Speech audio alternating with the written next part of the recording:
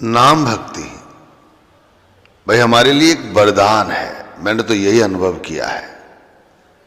इसे कहीं भी और किसी भी समय कर सकते हैं। ये घर में कर लो, दुकान पे कर लो, ऑफिस में कर लो, रास्ते में आते जाते कर लो, किसी भी समय, सुबह कर लो, दोपहर कर लो, शाम कर लो, रात्रि में कर लो, जब चाहे तब कर लो।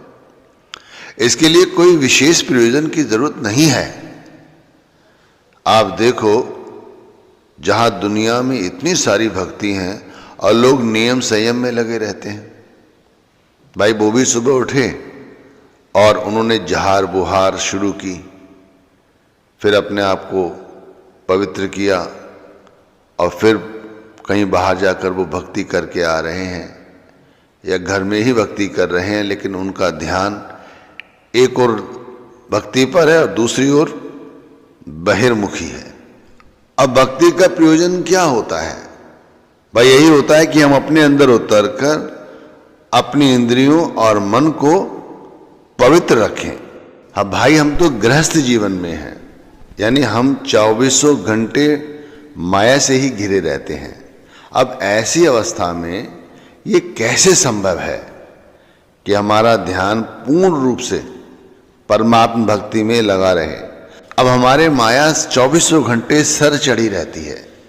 हमें माया अति प्रिय है, तो इससे भी कोई अति प्रिय चीज हो और वो हमारे सर चढ़ी रहे, तब माया की प्रबलता क्षीण होने लगेगी।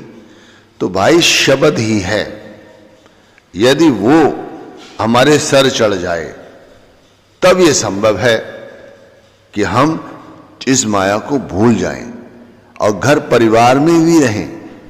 अब जैसे कमल के फूल के बारे में कहते हैं कि वो कीचड़ में रहता है और उसके बावजूद भी उस पर पानी का कोई प्रभाव नहीं होता। हमें इसी तरह गृहस्थ जीवन में रहना है, बिल्कुल इसी तरह। पर ऐसी स्थिति में हमारे सर चढ़कर कभी नाम की भजन बंदगी नहीं रहती, तो कमी कहां है? कहीं कुछ छूट रहा है।